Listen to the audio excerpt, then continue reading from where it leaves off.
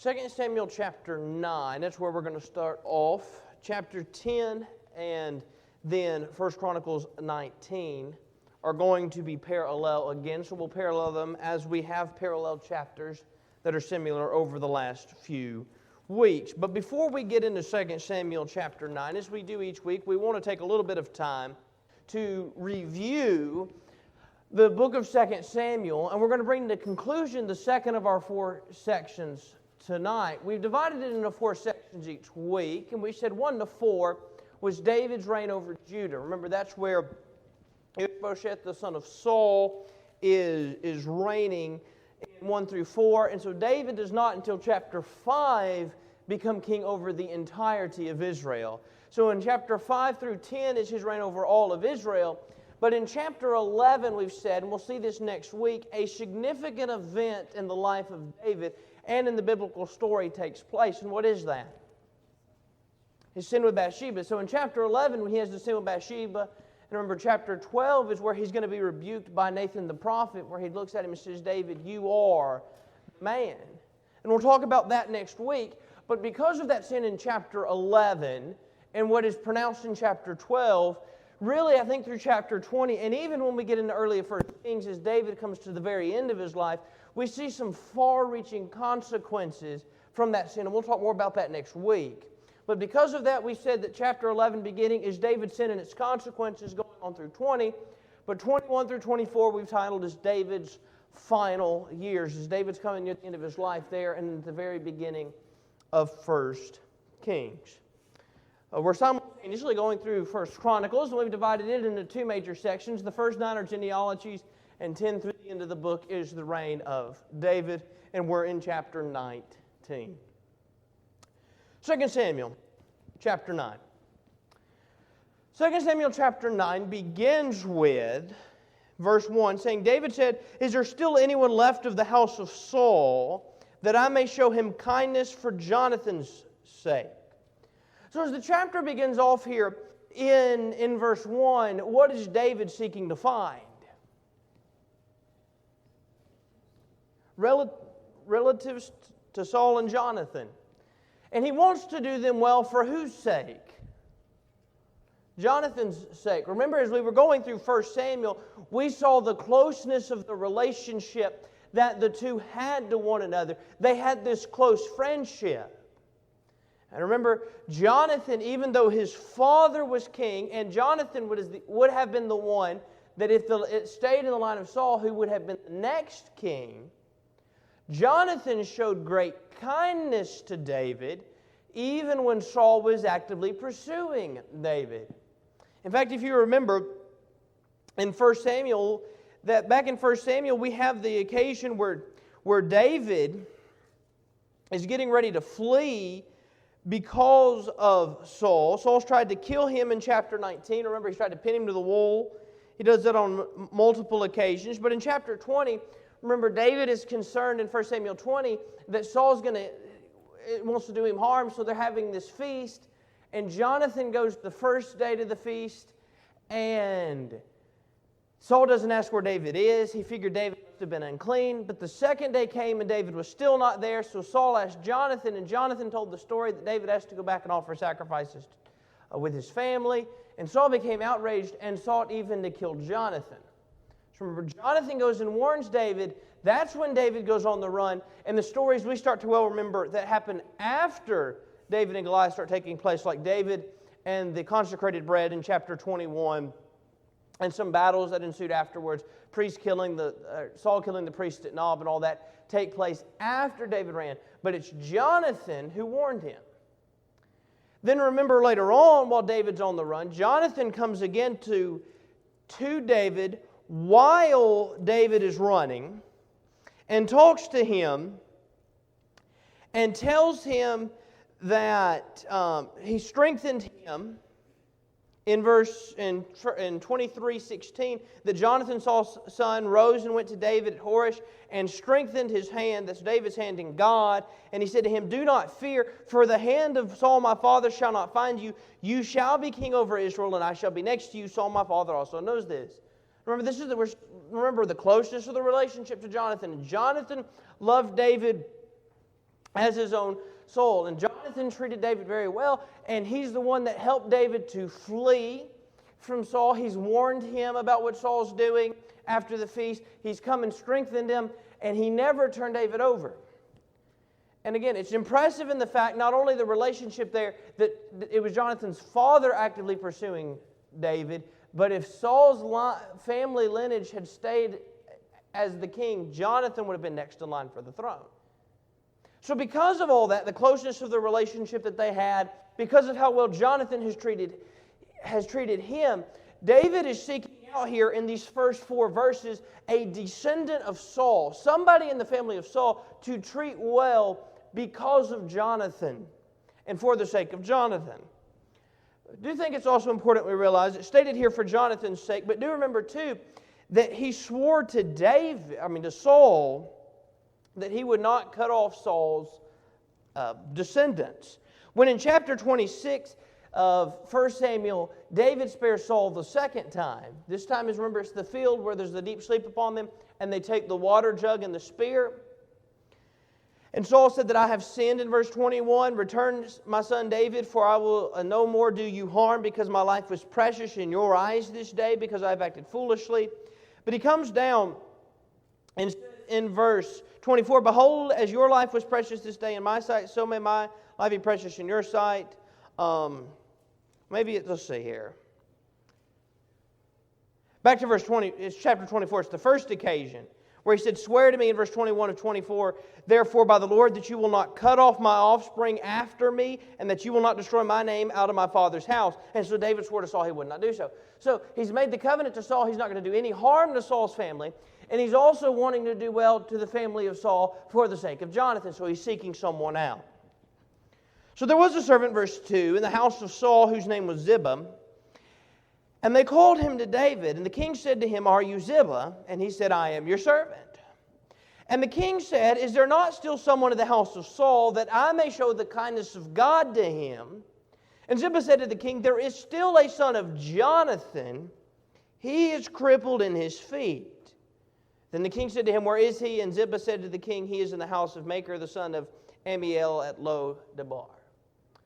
Now remember, it's just simply mentioned here that Mephibosheth, which we had on, that is lame or crippled in his feet, but we have previously been introduced to Mephibosheth, but only very briefly.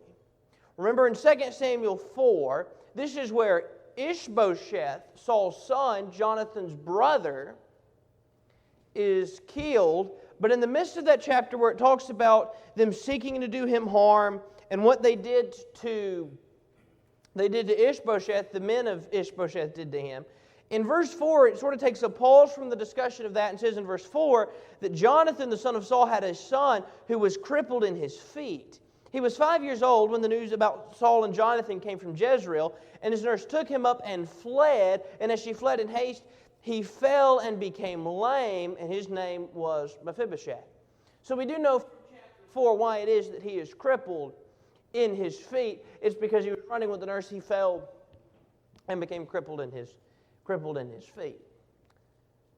But that's not significant to our story. What's significant to our story is David seeking him out here, finding out in verse 4 where he is, that he is at Ammiel with the son of Ammiel at Lo-debar.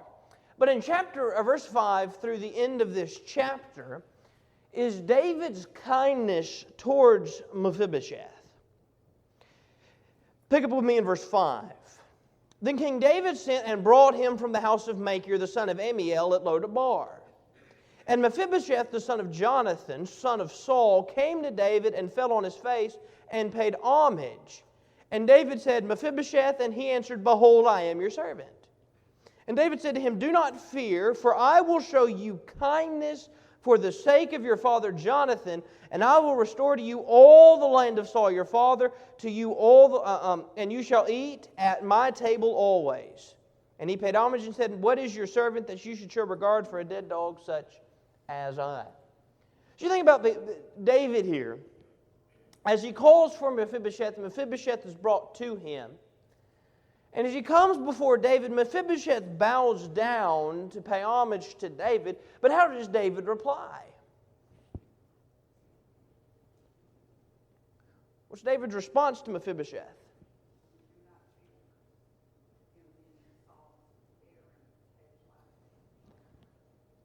Right, don't fear.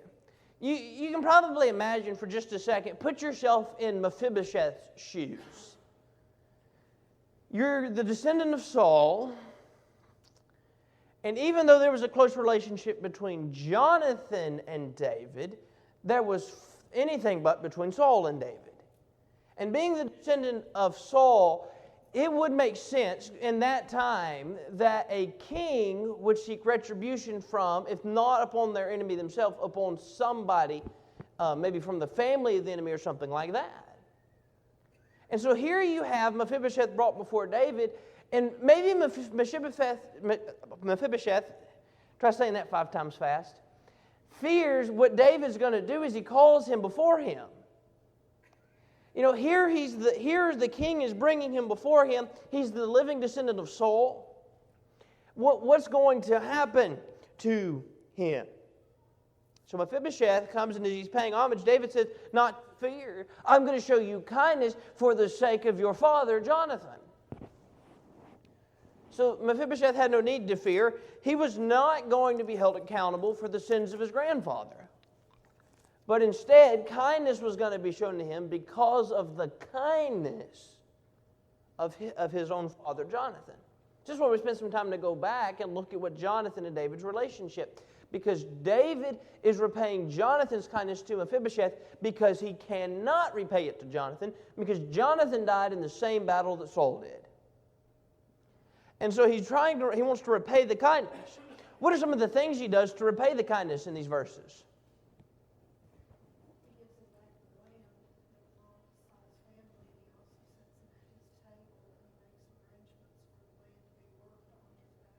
Yes, he gives him back the land. He has him sit at the table as one of his own sons would. And then as we'll see in a second, he's going to arrange for the land to be taken care of. Mephibosheth can't take care of the land himself. Remember, he's crippled in his feet. But David's going to arrange for some people to take care of the land for him. And he's going to treat Mephibosheth as his own son. And he will eat in the house of the king. And so David called Ziba, Saul's servant, and said to him, all that belonged to Saul and to all his house I've given to your master's grandson. And you and your sons and your servant shall till the land for him, and shall bring in the produce, that your master's grandson may have bread to eat. But Mephibosheth, your master's grandson, shall always eat at my table. Now Ziba had 15 sons and 20 servants.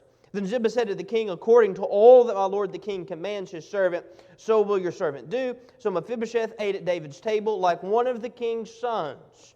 And Mephibosheth had a young son whose name was Micah, and all who lived in Ziba's house became Mephibosheth's servants. So Mephibosheth lived in Jerusalem, for he ate always at the king's table, that he was lame in both his feet. So again, I can't help but be impressed with David in this text. He's repaying Mephibosheth again for Jonathan's kindness. But you can imagine, just as we talked about, imagine being in Mephibosheth's shoes. Imagine being in David's shoes for just a second. Yes, this is your close friend Jonathan's son, but it's also your enemy Saul's grandson. You would think maybe there's some sort of conflict with David as to how to react. I don't know if I put myself in David's position that I could be the kind of person that David was, even though Mephibosheth may not have been the one to do anything wrong, that he not only didn't do him harm. Remember, that's what he swore to Saul, was he was not going to cut off his descendants from the earth back in 1 Samuel 24. But it's not just that he didn't do any harm to Mephibosheth, but he does him much good. This is a great act of kindness by David in this text. Again, he gives him back the land. He gives him the servants of Saul, Ziba and Ziba's sons and servants, became Mephibosheth's servants. And he lets him eat and recline at the king's table as if he was his own son. And so Mephibosheth, by the way, comes to, where does Mephibosheth live according to verse 13? Jerusalem. Remember, what tribe is Saul from? Benjamin. Remember, when Saul reigned, the capital was not in Jerusalem. The capital does not move till Jerusalem until, I think it's chapter 5 of 2 Samuel, when David conquers Jerusalem.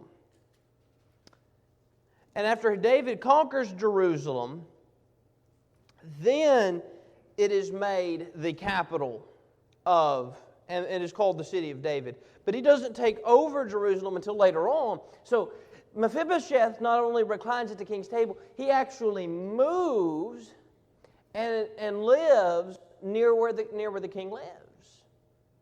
Yes.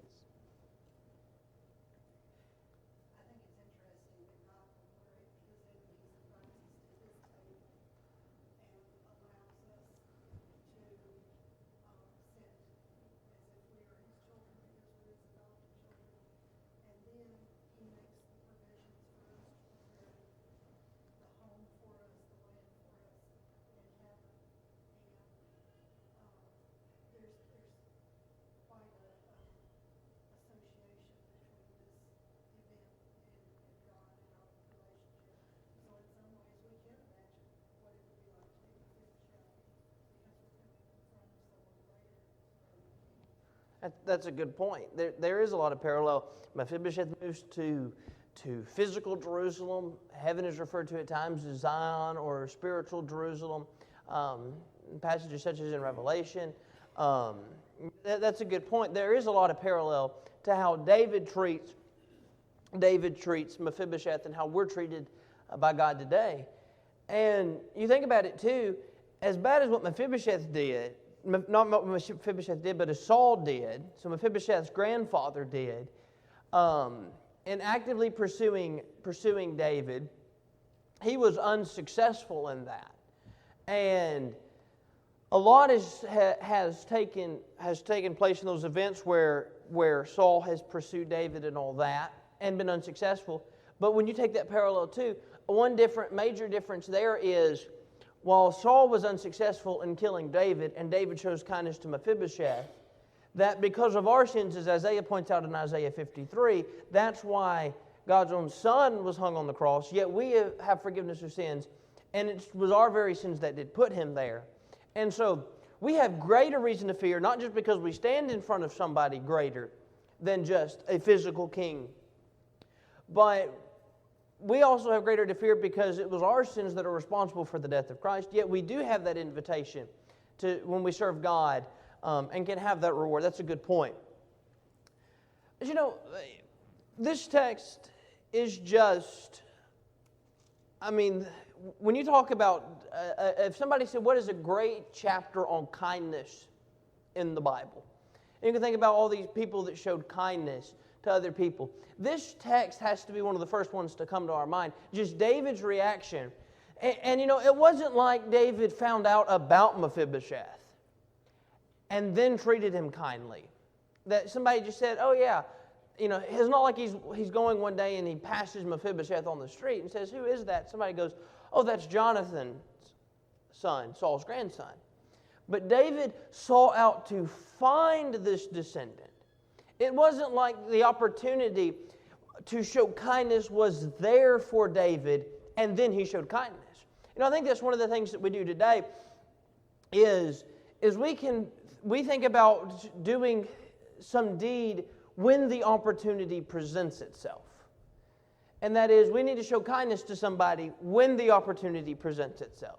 We need to be hospitable to one another be hospitable when the opportunity presents itself. I'm going to do a good deed for somebody when the opportunity presents itself. But David in this text is a good example for us, not just because of what he did, but because the fact that he sought out to do it. David didn't wait for the opportunity to show kindness to the household of Saul to come to him. Instead, he sought out the opportunity to show kindness to the household of Saul. And so likewise today, we don't need to be sitting back waiting, okay, I'm going to do this, I'm going to help this brother or sister in need if the opportunity presents itself and somebody comes and asks me. Or I'm going to do this if the opportunity presents itself. But we need to be actively seeking out opportunities in order to show kindness to other people. Because we have to realize that we often need to take the first step in that. I want you to think for just a second about 1 John chapter 4, which is talking about love. I think we can safely say in this text that David showed love to Mephibosheth. David showed him the love that a father would show to his son. Because remember, since Mephibosheth was 5 years old, he has not had a father. Because that's when Jonathan died. So we can safely say that David showed kindness and showed love towards Mephibosheth. Well, us today, as we're seeking out to show, we need to seek out to show opportunities the same way. Remember in 1 John it's pointed out, how is it that we know what love is? What does John point out in 1 John?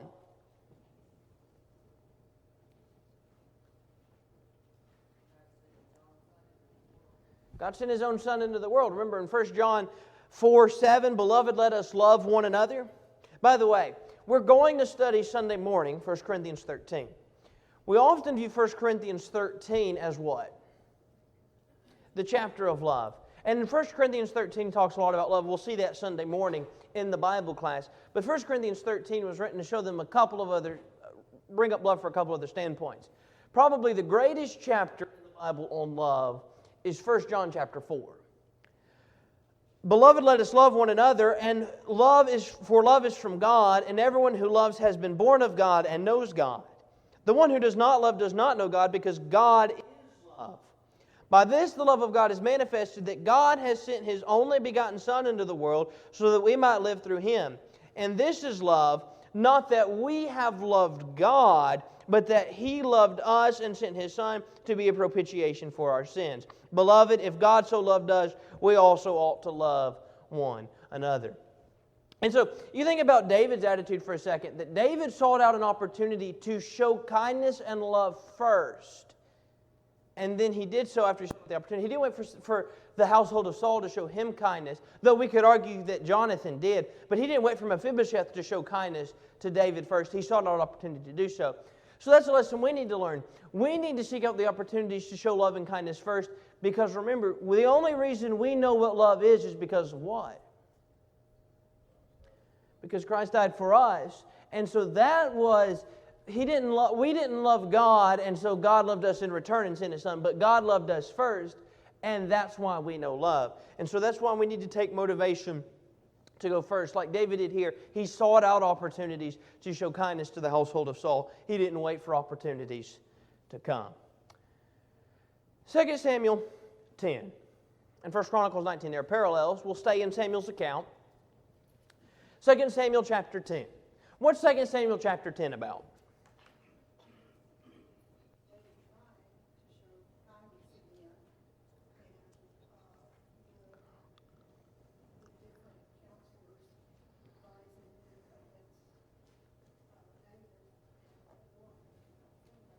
Right.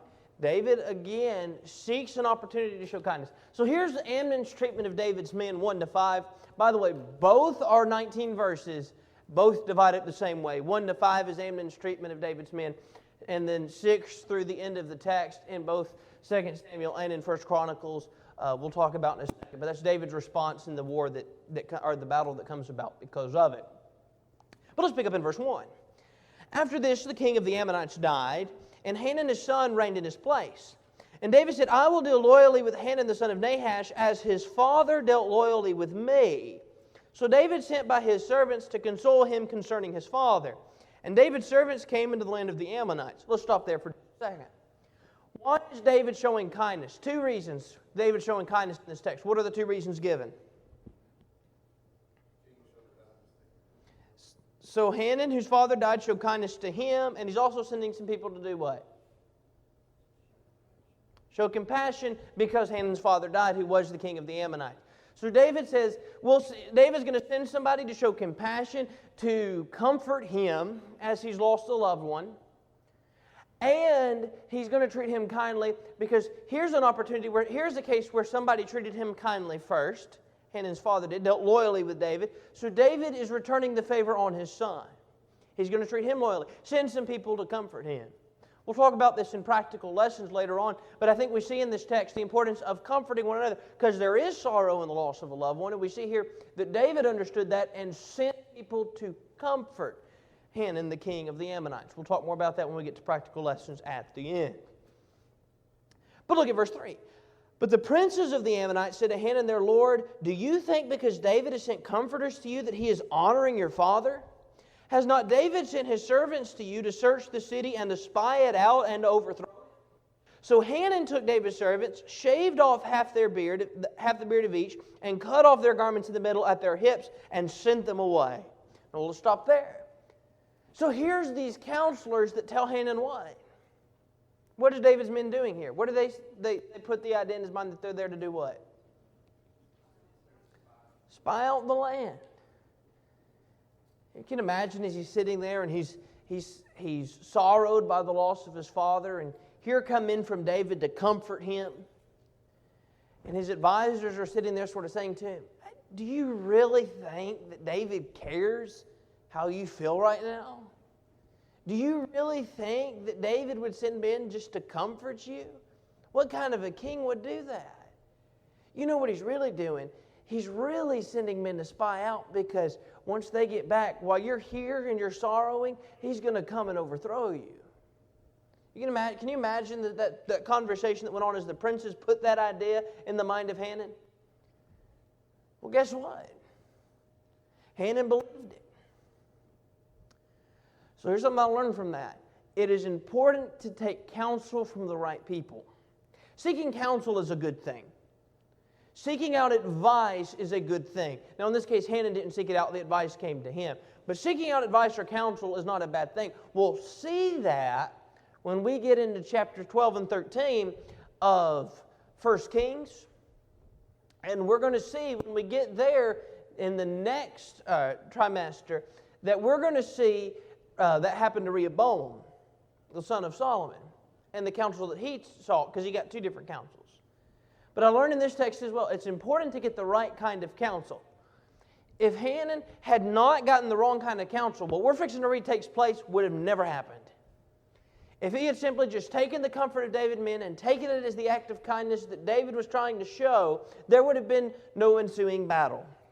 But instead he had the wrong kind of counsel, and what does he do to David's men? Because he thinks they're spies now.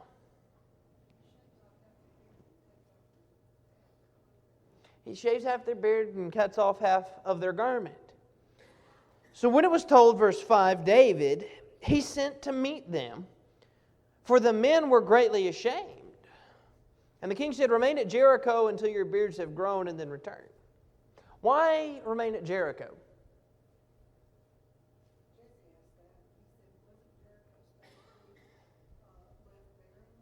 Right, there's nobody there. That's why he would be left, while he would have them turn aside there. There's not going to be anybody there. There is no city to dwell. Remember the prophecy was told back in Joshua, and we'll see this when we get to Ahab later on, that whoever would lay the foundation, whoever would hang the gates, they would lose their, I think it was their oldest at the foundation and the youngest at the gates. And then when you get to Ahab's day, somebody tries to rebuild Jericho, and that's what takes place. So there is nobody there, because how are these men feeling right now? What's their reaction? They're ashamed. I mean, can you imagine? You went on a trip to comfort a king who lost his father, and now you're coming back to your own country, and half your beard is shaved off, and half your clothes are missing. No wonder they're ashamed. So David says, turn aside to Jericho. Stay there until the beards are grown back. They could put on more clothes, but they had to wait. They were waiting for the beards to come back. But look at verse 6. When the Ammonites saw that they had become a stench to David, the Ammonites sent and hired the Syrians of Beth Rehob and the Syrians of Zobah, 20,000 foot soldiers, and the king of Maacah with 1,000 men, and the men of Tob 12,000 men. And when David heard of it, he sent Joab and all the host of the mighty men. And the Ammonites came out and drew up in battle array at the entrance of the gate, and the Syrians of Zohab and Rehob and the men of Tob and Maacah were by themselves in the open country.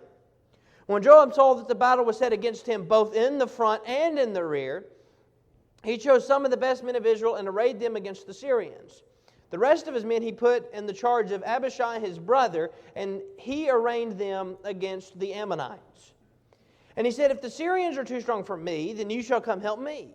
But if the Ammonites are too strong for you, then I will come and help you. Be of good courage, and let us be courageous for our people and for our cities of our God, and may the Lord do what seems good to him. So Joab and the people who were with him drew near the battle against the Syrians, and they fled before him. And when the Ammonites saw the Syrians fled, they likewise fled before Abishai and entered the city. Then Joab returned from fighting against the Ammonites and came to Jerusalem. So the Ammonites, or they now realize the Ammonites, they become a stench in the sight of David. They have now aggravated David.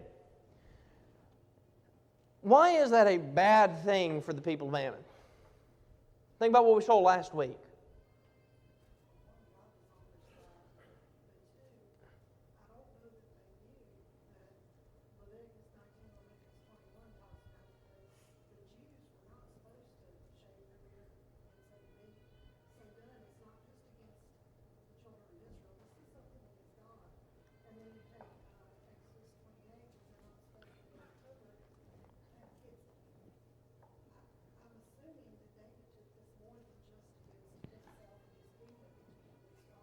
Yes, absolutely. There's a violation. The commands not to be shaven and all that given under the old law. Now the men have, not only are they they weren't only shaven, they were only half shaven. It'd have been bad enough to have been completely shaven and come in without a beard, but then to come in with only half of one. And so it angered David, it aggravated David. And so the Ammonites now realize they've crossed David, and that's the first point too, that God is on the side of David. Remember last week, as you go through chapter 8, and we went through chapter 8 last week rather rapidly, but it's just victory after victory after victory after victory given in chapter 8 that David had, the success that David had, and it was pointed out there in each one of those that he had success because the Lord gave him success. And so they've now angered David, who has the Lord on his side. They've now caused these men to be half-shaven, which was a violation of the command. David is angered, and now that's not a good thing for Ammon. So what does Ammon go out and do? Hire some people. They get some of the Syrians to come and help us. Well, now you have the Ammonites and the Syrians coming together to fight, and David decides he's going to array his men for battle. So he has Joab take the army out, and then they realize that the people are coming from two sides. So Joab says, I'm going to take these men and go this way. And then under Abishai, his brother, who was another one of the commanding officers in David's army, he gave the other half of the men to go fight on the other side. And Joab said, if it's too hard for me, I'll call for your help. And if it's too hard for you, you call for my help. Neither one had trouble, as both the Ammonites and the Syrians fled. Verse 15. When the Syrians saw that they had been defeated by Israel, they gathered themselves together, and Hadazar sent and brought out the Syrians who were beyond the Euphrates. They came to Helam with Shalbach, the commander of the army of Hadazar, at their head. And it was told David, he gathered all Israel together and crossed the Jordan and came to Helam. The Syrians arrayed themselves against David and fought with him. And the Syrians fled before Israel, and David killed of the Syrians the men of 700 chariots and 40,000 horsemen, and wounded Shalbach, the commander of their army, so he died there. And when all the kings who of the servants of Hadazar saw that they had been defeated by Israel, they made peace with Israel and became subject to them, so the Assyrians were afraid to save the Ammonites anymore. So here you have the Syrians who were mercenaries, is what they were at the beginning of this text. They were hired hands to come and fight with Ammon. Now they've seen they've been unsuccessful. So when they saw they were unsuccessful and defeated by Israel, they came back together and decided to fight again. Because, I guess they took the saying to heart, if at first you don't succeed, try again. So they try again, and David this time gathers all Israel together and comes out in full opposition to the Syrians and defeats them and kills their commander. So how do the Syrians respond? Two important things pointed out at the end of the text. What do the Syrians do? Number one, they're what? They're defeated, and they become subjects. So they're defeated and become subjects. In fact, because they were defeated and became subjects, what does it say at the very end of the verse they didn't do?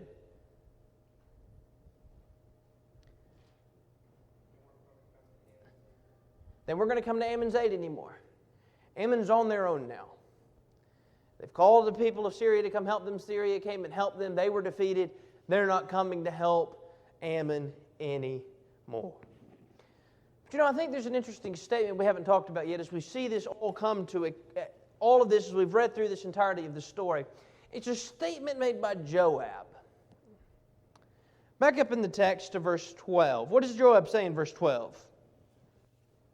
Very end of verse 12. May God do what seems good to him. Joab is somebody that at times, and rightfully so, we can be rather critical of. Because Joab has made more than his share of mistakes. Joab's response back when he kills Abner. I know Abner killed his brother, but remember, David has told, Joab calls Abner back to the city and kills him. Later on, we'll see this in a few weeks. Remember, after David's sin, you have Absalom later on that is going to seize and try and take over the kingdom himself. And David told the men, do not harm Absalom under any circumstance. And when Absalom gets caught up in the tree, Joab's the one that has him killed. So Joab makes his mistakes. In fact, at the very end, when we come to the end of David's life, as we come into the 1 Kings, he's going to have Solomon put Joab to death. But in this case, Joab makes a very important statement. So I say all that to say, as critical as we are at times of Joab, Joab understood one very important principle in this text. What is that? God was in control. If Israel was to win, it's because that's what the Lord was going to let happen. If the Ammonites in Syria was to win, that's because it was what the Lord was going to let happen. But ultimately, and I think Joab knew that God was on their side, and Joab knew that they would be victorious. And so he makes the point that God will do what seems good to him. So I think that's an interesting statement made there about doing what the Lord doing what seems good to him, and they are victorious. So again, as critical as we can be at times for Joab, and rightfully so, there's a statement there that's very important to understand, that Joab understood who the battle belonged to. You can't help but think that that's the influence of David on him. As David time and time again has inquired of God before going to battle, as David will make a point about that they were victorious because of the Lord, that you can't help but think that that's what Joab is influenced by, that he understands that principle because of David. Now, we've gone through those rather quickly this evening, but let's talk about some practical lessons we learn from these texts. Two very short chapters, 13 and 19 verses. But a lot of lessons we can learn from these texts. What are some lessons we learn?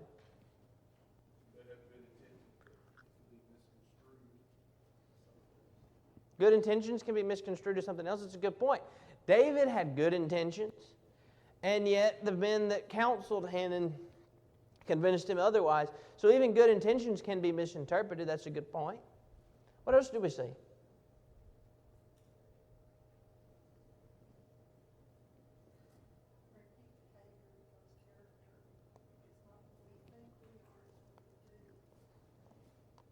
Repeat behavior becomes character. That's a good point. And with that, we talk about repeat behavior with character. What attitude do we see constantly repeated in this text that shows us that? Kindness. David showing kindness. Now, we'll see next week that David doesn't always show kindness. David makes mistakes. But overall in the life of David, David shows kindness to those that even do him harm. The fact that he spared Saul's life twice. The fact that he executed the man that was responsible for the death of Ishbosheth, the man who claimed to be responsible for the death of Saul. The fact that he's going to show kindness to Mephibosheth. The fact that he's going to show kindness to Hannon after Hannon's father died. Just over and over again we see David showing deeds of kindness. And because of that, that's David's character. That's who David is. It's not an act that David puts on, but it's who David is. What else do we see?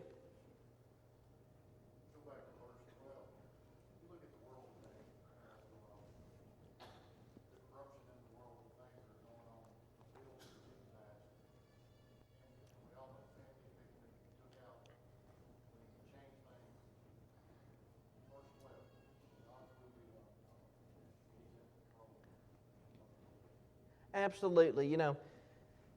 Think about New Testament times. As bad as things may seem for us, it's not like it was in New Testament times. So we talk about having people removed, wanting people removed. I think about 1 Peter. When Peter's writing in 1 Peter, and he makes the point to people to do what to the king? Honor the king. 1 Peter is written about 65 AD. Do you know what took place in 64?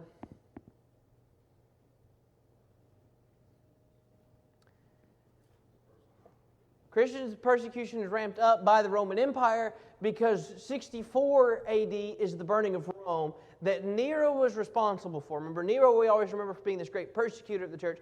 In 64 AD, Rome burned. It was Nero's fault, but who does Nero blame it on? The Christians. It's the Christians' fault. The Christians burned the city. He used that as an excuse to persecute them. In 1 Peter chapter 2, Peter did not tell them, pray that something happened to Nero and he be removed from office. But he told him to honor the king. And I think that's a good point, that God is in control. And I think that's the point ultimately of Revelation. I think Revelation was written in the 90s, so that's after Nero, during the reign of Domitian. But persecution is hard at the time. They remember those crying out in Revelation, how long? But the point is ultimately made that despite everything that's going on, that ultimately God is victorious. And even if you're not relieved from the persecution in this life, that ultimately there is relief. So no matter what goes on, we have to remember that God is ultimately in control. I think the key, whether people no matter what, Revelation may be difficult to understand. There's one common theme that everybody comes out of Revelation with. Revelation 17:14 is the key. These will make a war with the Lamb, and the Lamb will overcome them, because God is ultimately victorious. Christ is going to be victorious. Now, we'll run through these rather quickly. Showing kindness despite how we've been treated. I think that's something important to understand. David showed kindness even though Saul had treated him harshly. He showed kindness, and Jonathan had treated him kindly. But he doesn't weigh out and say, well, Jonathan treated me kindly and Saul treated me unkindly. And I think sometimes we look at things like it's on a scale. I think we do that with a lot of things. We do that with, are we doing more good than bad? Not are we doing what is right, but are we doing more good than bad? I think sometimes we can easily look at things like a scale. And David didn't sit there and weigh out, okay, well, Jonathan warned me about Saul, but Saul did try and pin me to the wall, and try and pin me to the wall, and I had to run from my home. And he didn't try and weigh it out on a scale, because if he had, what Saul had done would have far outweighed. But he looked at it and understood that he needed to show kindness despite how he had been treated by Mephibosheth's family. He did the same thing with Saul. Not holding one responsible for another's actions. He could have held, and this is what a lot of rulers at the time would have done, Mephibosheth responsible for the actions of Saul. But David understood a principle pointed out in Ezekiel, I think it's chapter 18, and what is that? Ultimately, who's responsible for the actions? You're responsible for your own. Remember, the soul that sins shall die. The son shall not bear the iniquity of the father, nor the father the iniquity of the son. And David understood that principle, so he does not hold Mephibosheth responsible for Saul's actions. Comforting those who sorrow. I think we see that when David sends men to comfort Hannon. I think we learned a couple of things. There is a time to sorrow at the loss of a loved one. We see that taking place. But we need to comfort those who sorrow. I don't know how David's men did that. But we need to be comforting those that sorrow today for the loss of a loved one. If it's the loss of a loved one who's a faithful servant of God, we can turn to the passage in 1 Thessalonians chapter 4, where it talks about comfort one another with these words, that we don't sorrow as those who have no hope. But we need to take time to comfort those who sorrow. And then I think, too, we see the seriousness of disrespect. There was a violation of God's law, but it was just disrespectful for the way that Ammon treated the men of David. And David and Joab respond quite harshly with them and defeat them for that. I think we do see the seriousness of disrespect in this text. Next week, we'll be in chapters 11 and 12. We'll also have 1 Chronicles 20, but we'll spend most of our time in 11 and 12 as we'll talk about David's sin and some consequences there. And we'll talk about what I think is an important passage, the fourfold. I think we'll talk about that next week and why I think that's significant that David said that after the story told to him.